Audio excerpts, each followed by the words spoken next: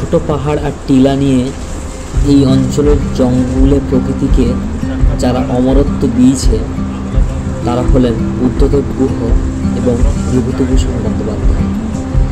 এমনই একটা জায়গা ঘাটশিলা, অপূর্ব সুন্দর।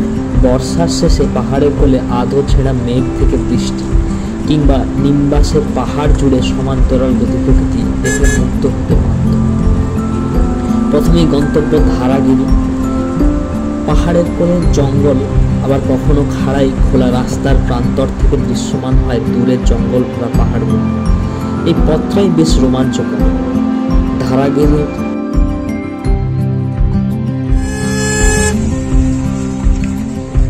ধারাগিরির পদযাত্রাও বেশ রোমাঞ্চকর। সন্ধে নামার মুখে ল্যাটারের জলে পুষ্ট ধারাগিরির সৌন্দর্য ছিল অবর্ণনীয়। এরপর বুরুডি লেক।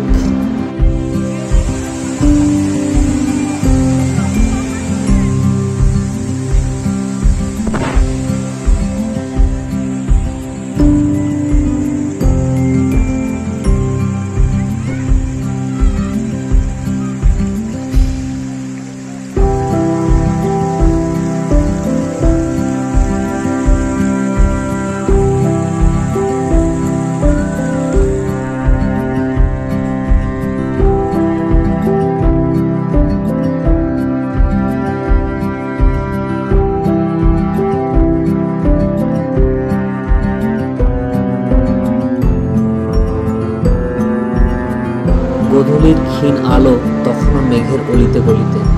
বেশ দারুণ সে দৃশ্য। জলে ডুবে থাকা গাছ আর পাড়ে লেগে থাকা নৌকার দোলন অবর্ণনীয়। অন্ধকারে লেকের ধারে গরম চা।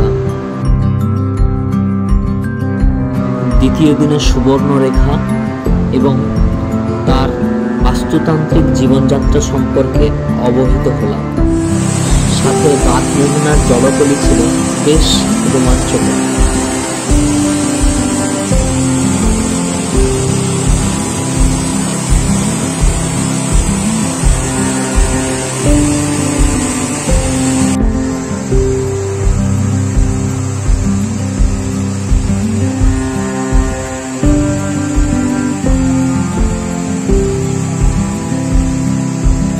এর পরের গন্তব্য চিত্রকূট টিলা এবং সিদ্ধেশ্বরী পাহাড়।